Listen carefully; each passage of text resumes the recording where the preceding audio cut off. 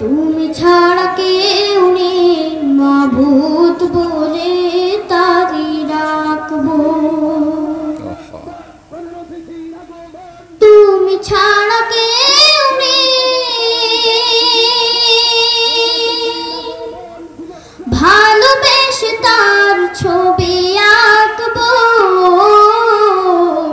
তুমি ছাড়া কেউ নেই মালিক বলে গিয়েছিলাম মাহফিলে, বিরাট একটা মার্কেট দেখলাম, আমি নাম বলবো না, সেই নেতা এখন কবরে, বহুত বড় নেতা ছিল।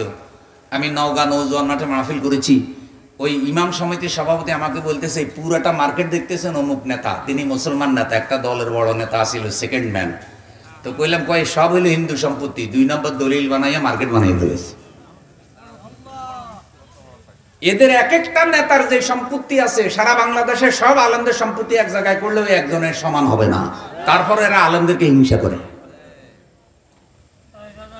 তাহলে অমুসলিমদেরকে বলি, আল্লাহর কোরআনের আইন যদি প্রতিষ্ঠিত হয়, অমুসলিমদের ধর্মীয় স্বাধীনতা, রাজনৈতিক স্বাধীনতা, নাগরিক হিসেবে অধিকার, ব্যবসার অধিকার, শিক্ষার অধিকার সব পাবে।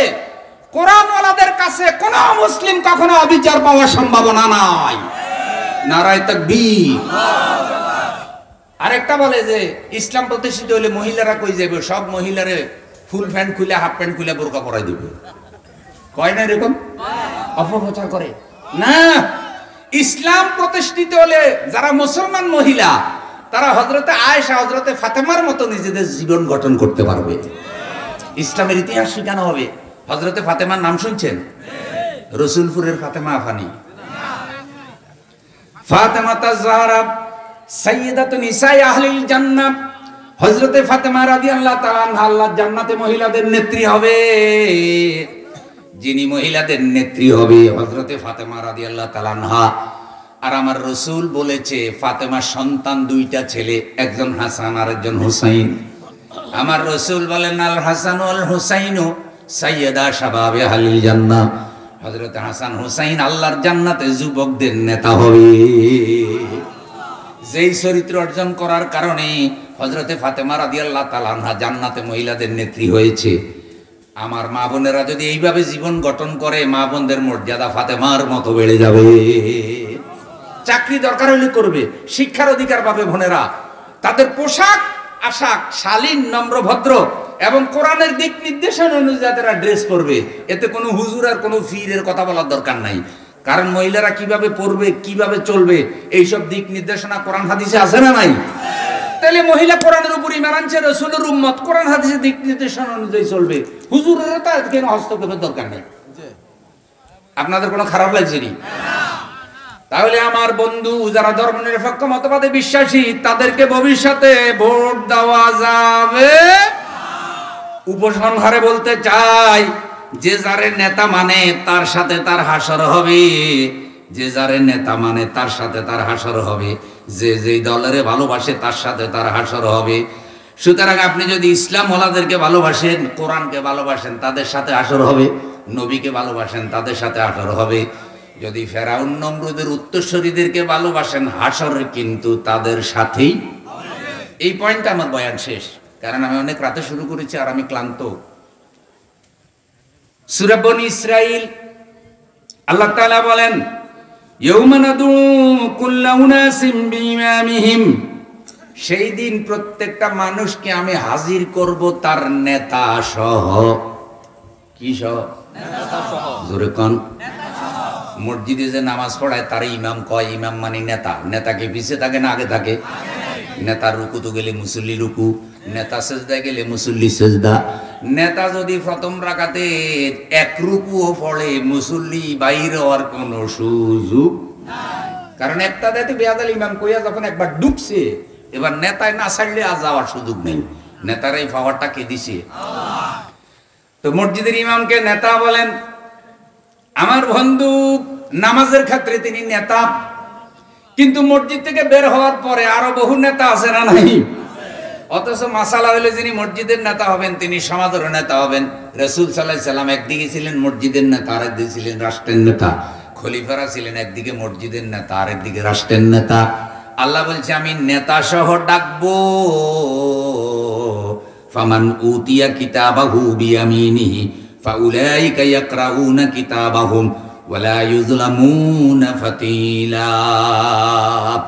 যাকে আল্লাহ তাআলা আমলনামা দিয়ে দিবেন ডান হাতে, আল্লাহ তাআলা সেদিন বলবেন ইয়াকরাউনা কিতাবাহুম, তোমরা তোমাদের আমলনামা পড়ো, ওয়ালা ইউযলামুনা ফাতিলা, তোমাদের উপরে জুলুম করা হবে না, বরং তোমাদের আমলনামা অনুযায়ী আজকে বিচার হবে। আমাদের আমলনামা আছে না নাই? জীবনে যা করি সব রেকর্ড হয় কি হয় না? কিরামান কাতিবিন ইয়ালামুনা মা তাফআলুন, সম্মানিত লেখক জীবনে যা করো সব লেখে, আর হাসরের দিন আল্লাহ আমলনামা হাতে দিয়ে দেবেন, আর বলবেন তোমার আমলনামা তুমি পড়ো, তোমার উপরে জুলুম করা হবে না, আমলনামা অনুযায়ী তোমার বিচার হবে। তাহলে বুঝলাম যে আপনি মুসল্লি উঠবেন ইমাম সহ, কর্মী সমর্থক উঠবে ইমাম সহ, নেতা সহ। এবার খেয়াল করেন, কর্মী নামাজি, নেতা বেনামাজি। এখন কর্মী নামাজ পড়লেও বেনামাজি লোকের নেতা মানার কারণে হাসরের দিন বেনামাজি হইয়া নামাজি হইয়াও কার সাথে উঠবে? ঘুমাইতেছেন নি কোনো? আমার কথা বোঝা যায়নি? নারায়ে তাকবীর। আপনার স্ত্রী পর্দা করে, কিন্তু আপনি বেপরদার দল করেন, আপনার দলের নেত্রী পর্দা করে না। ভাই একটা টাটকা হক কথা কইলে কোনো বেজার হইবে না, বেজার হইলেও কিচ্ছু যায় আসে না। হক কথা আজকে গোপন রাখা হবে না, সব ডাইরেক্ট বলে দেওয়া হবে। আপনাদের এলাকায় মহিলা মারা যায় না? মহিলা মারা গেলে মহিলার লাশ কি বেড়ির বাজারে নিয়ে রাখেননি? যে সবাই এসে দেখো, পর্দা করে ফেলায়, পর্দা করে ফেলায়, গোসল করায়, আখেরি গোসল পর্দার মধ্যে করায় না? মহিলারে কাপড় চোপড় পরায় মহিলা, গোসল করায় মহিলা, কিন্তু মহিলার লাশ সাজাইয়া গোজাইয়া যখন খাটে উঠে দেয় মহিলার কাম শেষ। এবার মহিলার লাশ কাঁধে নেবে মহিলাই না পুরুষে? কোন পুরুষ কাঁধে নেবে, কোন পুরুষ কবরে নামবে? মাসালা হইল যেই পুরুষের সাথে মহিলার বিবাহ হারাম, ওই পুরুষ মুহররম ব্যক্তি তার লাশ কাঁধে নেবে, কবরে নামবে। যদি মুহররম ব্যক্তি পাওয়া না যায়, তাহলে তুলনামূলক বয়স্ক আল্লাহওয়ালা ফরেজগার ব্যক্তি মহিলার লাশ কবরে নামাবে, বিসমিল্লাহ ওয়ালা মিল্লাতে রাসূলিল্লাহ বলে নামাবে। এখন আপনি যদি ইমানদার হন, হাজী সাহেব হন, গাজী সাহেব হন, আল্লাহওয়ালা হন, এক বিন্দু পরিমাণ ভালোবাসা যদি আপনার আল্লাহর জন্য, কোরআনের জন্য, রাসূলের জন্য, নবীর জন্য থাকে, তাহলে নিজের প্রশ্ন করেন, যেই মহিলাকে মরার পরেও আল্লাহ বেগানা পুরুষকে ধরার অনুমতি দেয় নাই, সেই মহিলা জীবিত থাকা অবস্থায় লাফাইয়া লাফাইয়া লাখ লাখ বেগানার সামনে বক্তৃতা দেয়। আবার বিদেশে সফরে গেলে, বিদেশি মেহমান সফরে আসলে ওর সাথে হ্যান্ডশিপ করে গালে গাল লাগাইয়া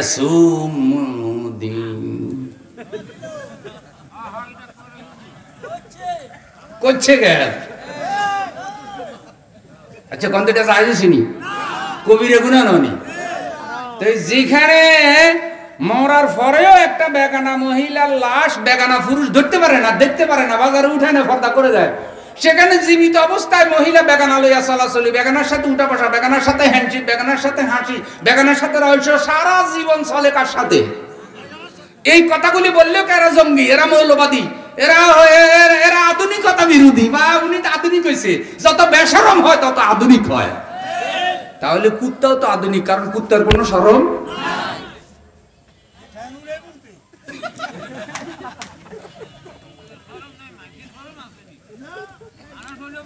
মানুষ যত লাজুক হয়, যত নম্রভদ্র হয়, তত মানুষের মর্যাদা বাড়ে। সুবহানাল্লাহ বলেন। তাহলে এখন আপনি আপনার স্ত্রীকে পর্দা করান, কিন্তু আপনি এমন একটা দল সমর্থন করেন যেই দলের নেত্রী পর্দা করে। এখন আপনি সেই দলটা কইরা বউ পর্দা করাইয়াও আপনি ওনার সাথে উঠছেন। হাসরের দিন আপনি বুক ফুলাইয়া বলবেন, আল্লাহ আমি তো পর্দা করাইছি, আমার ছেলে মেয়ে, আমার স্ত্রী তো পর্দা করছে।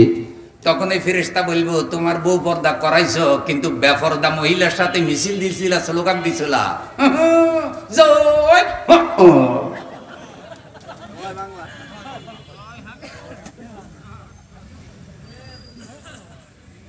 আহা, 4 দিন আগে 5 দিন আগে যারা কোরআনের আন্দোলন নিষিদ্ধ করে, 5 দিন পরে আল্লাহ তাআলা তাদের নিষিদ্ধ করে দেয়। বিশ্বাস করেন এটা হিংসা করে বলি না, এটা কার কুদরত? বিশ্বাস করেন কাউকে কষ্ট দেওয়ার জন্য বলি না, এটা কর্মের ফল। এখনো ঠিক হতে হবে জাতি, তা না হলে আল্লাহর আরো বড় ধরা ষড়যন্ত্র এখনো বন্ধ।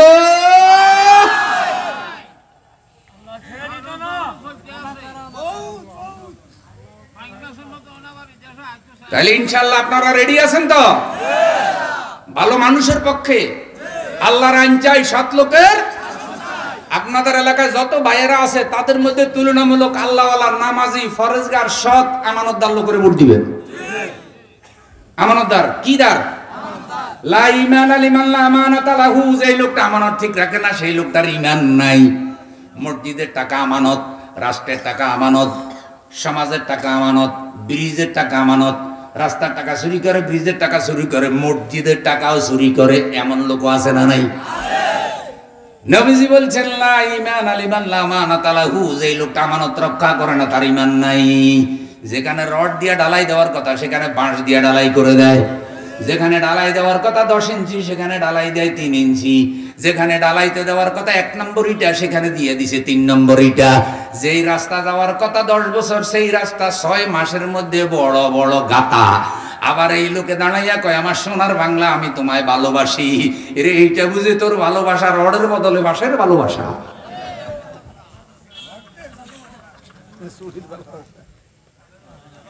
এই যে দেশপ্রেমের যত কথা তারা বলছে এগুলা সব ধোঁকা না? কিসের দেশপ্রেম ওদের? বলতে পারেন হুজুর অনেক কাজ হয়েছে, আলহামদুলিল্লাহ কাজ হয়েছে। যত খারাপ মানুষই কাজ করুক আমরা স্বীকার করবো যে কাজ হয়েছে। কিছু কিছু কাজ কি হয়েছে, কিন্তু কেমনে হয়েছে? 10 টাকার কামে খরচ হয়েছে 50 টাকা, তো কাজ লাভ হয়েছে না লস হয়েছে? যেই কাজে খরচ হওয়ার কথা কয় টাকা, 10 টাকা, সেটা খরচ হয়েছে 50 টাকা, বাকি 40 টাকা কোথায়?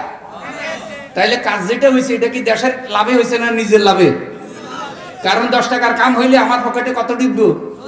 হ্যাঁ, তখন কয় দেখছো নি এই যে সব করে দিছি, সব করে দিছি, সব কইরা দিছে এটা কয়, কিন্তু কত পকেটে ঢুকাইছে এটা কয়।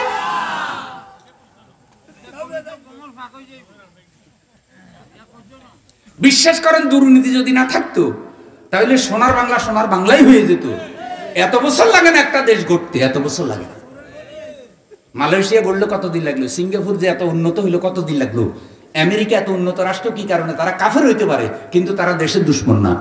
আমি যখন আমেরিকা সফর করছি আলহামদুলিল্লাহ কয়েকবার, এই যে আমাদের আজলাল ভাইয়ের বাড়ি এদিকে নেই, ও আজলাল ভাইয়ের বড় ভাই বেলাল ভাই, ওদের সাথে আমার দেখা হয়েছে। ওনারা দেলোয়ার সিটিতে থাকেন, একসাথে আমি মাহফিল করছি অনেকবার। তা আমি ব্রুকলিনে আমার এক ভাইয়ের বাড়িতে ছিলাম বাসায়, ওনার বাড়ি হইল সন্দীপ। তো সকালবেলায় ফজরের নামাজ পড়ি, দেখি যে হাফ প্যান্ট পরা মহিলা 2টা হাতুড়ে দিয়ে রাস্তা ফিডে। তা আমি গেলাম বাড়ি, এগুলো কি পাগল হয়েছিল রাস্তা ফিটে গেলে? কয় হুজুর এগুলা সরকারি লোক। কি হয়েছে? কয় কন্ট্রাক্টর রাস্তা ডালাই করে গেছে কালকে সকালবেলা, এরা বড় বড় হাতুড়ে দিয়ে এসে ডালাই যে করে গেছে, ডালাই ঠিক আছে কি? যদি দেখে যে ধাম করে আওয়াজ হয়েছে ভিতরে ফাঁকা, ডালাই ভালো হয়নি, তখন ওই যে গাড়ি দেখতেছেন এই গাড়ির ক্ষমতা আছে, ক্ষমতা দিতে উঠাবে, উঠে এটা ভিডিও করবে, ভিডিও করে এটা সহ অফিসে জমা দিবে। জমা দিলে কন্ট্রাক্টরে ডাকবে, ডাকার পরে বলবে কি 15 কিলোমিটার আবার নতুন করে কর, ছাড়াছাড়ি। আমি গেলাম ভাই আমাদের বাংলাদেশ হলে তো বান্ডেল ধরাই দিল। কথা কথা কয় দেখেন এরা কাফের হইতে পারে কিন্তু বান্ডেল খাইতে রাজি, কারণ তারা তাদের দেশকে গড বলে। তারা তাদের দেশকে কি বলে? গডের মতো মূল্যায়ন করে, যে তুই দেশের ক্ষতি করছিস মানে তুই গডের ক্ষতি করছিস। তো সুতরাং এইখানে এই ভয়ে কেউ 1 টাকা দুর্নীতি করার সম্ভাবনা নাই। কিছু কিছু হয় না যে এমন না, কিন্তু আনুপাতিক হারে অনেক অনেক কম। আর আমাকে মডেল মসজিদ বানাইছে, উদ্বোধনের আগে মসজিদ ফাটিয়ে গেছে, যারা মসজিদের পর্যন্ত ফাটাই দিছে।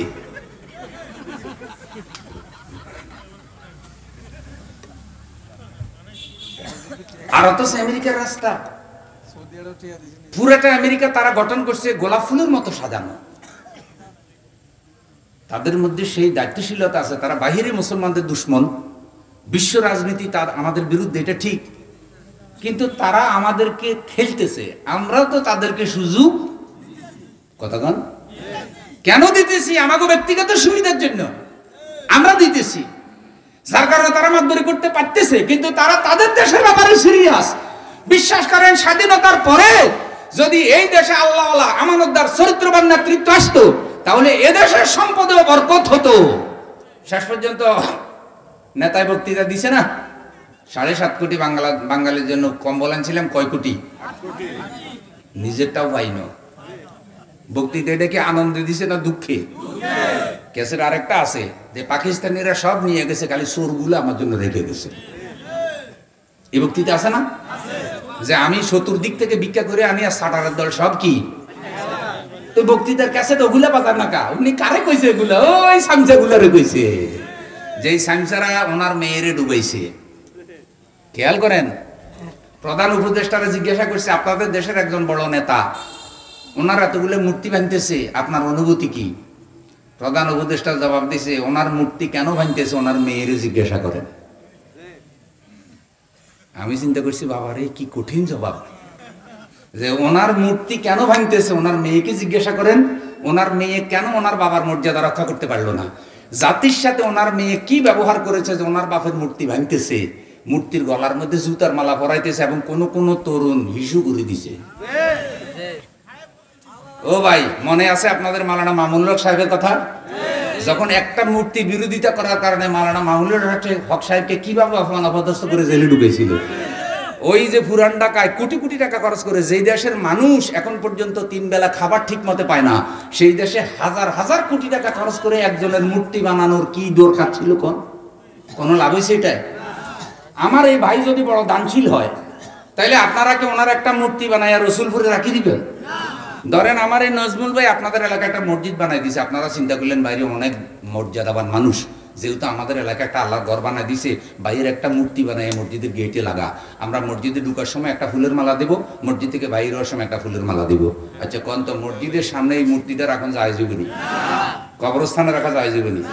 তো তাইলে একজন লোক যত বড় নেতাই হোক, সে তো মুসলমান ছিল, সে তো আল্লাহওয়ালা ছিল, তাইলে আপনি রাষ্ট্রের টাকা জনগণের টাকা খরচ করে হাজার হাজার মূর্তি কি জন্য বানাইছেন? বানানোর পরে আপনার কর্মের কারণে আল্লাহ তাআলা আপনার সামনেই তো সব তছনছ, তুফান, টর্নেডো, বুলডোজার। হুজুররা করছিনি, কে করছে? হ্যাঁ, এটা রেখো আল্লাহ ধরা, ইন্না বাদশা রাব্বিকা। এগুলো কোনো মজা করে তাকে কষ্ট দেওয়ার জন্য বলি নাই, এগুলো বলছি আমাদের জন্য যেন নসিহত হয়। শেষ কথাটা বলতে চাই ভাইয়েরা, যারা দিন কায়েমের কাজ করেন, যারা দিন বিজয়ের কাজ করেন, ষড়যন্ত্র কিন্তু এখনো অনেক গভীরে, সাবধানে কথা বলতে হবে। সমালোচনা খুব বেশি না। আর আলেম ওলামাদের কাছে আবেদন, মনে রাখবেন সময় কিন্তু এখনই ঐক্যবদ্ধভাবে আল্লাহর দ্বীনকে বিজয়ী করার। সুতরাং সকল ইখতিলাফ আপাতত বাদ। মিলাদ কি দাঁড়াইয়া পড়বো না বসে পড়বো? আপাতত কি দরকার উঁচি উঠুন ভাই, দরকার উঁচি উঠুন। তারপরে আমরা কোনো মতবিরোধের মধ্যে কি দোয়াল্লিন কক আর জোয়াল্লিন কক, আমি নাচতে কক আর জোরে কক, সব আপাতত বাদ।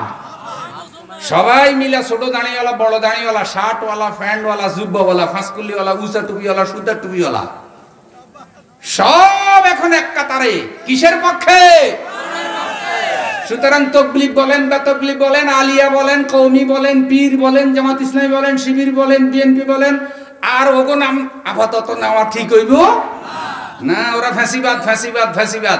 ফেরাউনরে যেরকম 1000 বার ফেরাউন বলা যায়, আবু জেহেলরে যেমন আবু জেহেল বলা যায়, ডাকাতের যেমন ডাকাত বলা যায়, এদেরকেও বলতে বেলা জালিমেরা ফাঁসিবাদ, এরা ফাঁসিবাদ, এরা ফাঁসিবাদী। ছোটখাটো যেগুলা বড় অপরাধ করে নাই, সেগুলা যদি তওবা করে আয় কয় যে ভাই আমারে আপাতত আপনাদের সাথে নেন, আমি তওবা করিয়া একেবারে পবিত্র হইয়া আইছি, তাহলে কোনো অসুবিধা। কিন্তু যেটা 500 বিড়াল মারছে, ওই কয় না এক বিড়াল বলে 500 ইঁদুর মারছে, মাইরা কয় আপাতত তওবা করছি। তার আগে মারছে কত? এটারে মাফ করুন যাইবনি বেটা, 500 মাইরা তুই কস আপাতত তওবা করছস, ঠিক আছে তো তওবা কবুল হইব, আগে 500টা মারার বিচার হোক।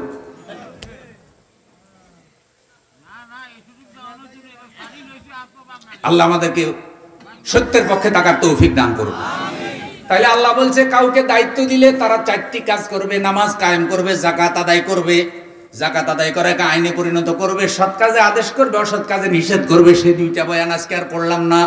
শুধু একজন নেতা কিভাবে বাছাই করবেন, আল্লাহর দ্বীন কিভাবে কায়েম করবেন, কায়েম হলে কি হবে, মানব রচিত মতবাদ, মানব রচিত সংবিধান মানুষের অধিকার আদায় করে না। এইসব দল যারা করে তারা দেশের জন্য করে না, দ্বীনের জন্য করে না, করে ব্যক্তি স্বার্থে। সুতরাং আমরা তওবা ইস্তেগফার করে সামনে ইলেকশন যদি কখনো আসে, দলে দলে আমরা কোরআনের পক্ষে রায় দেব। যারে রক্ত ঝরুক হে দয়াময়, ঝরে রক্ত ঝরুক হে দয়াময়, তবু আগলে যেন রাখতে পারি বুকে আল কোরআন, তবু আগলে যেন রাখতে পারি বুকে আল কোরআন। করো সেই শক্তি দান, করো সেই শক্তি দান, করো সেই শক্তি দান, করো সেই শক্তি দান। তোমার অসীম করুণা আমরা মুসলমান, তোমার কোরআন দিয়ে মোরা গড়ব এ জাহান। কি দিয়ে করতে চাই? আল্লাহ কবুল করুন, আমিন।